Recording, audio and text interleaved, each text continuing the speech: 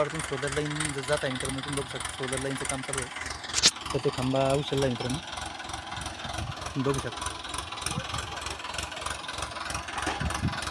ही solar line चापनेर सबस्टेशनच्या साईडला जात आहे मित्रांनो.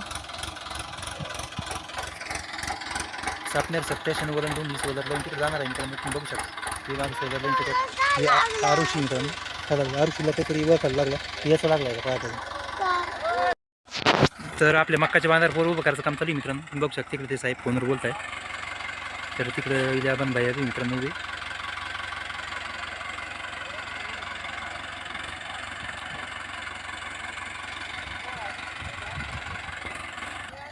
तर मित्रांनो तुम्ही बघू शकता, ती माणसं धरून पोल उभा करत आहे मित्रांनो.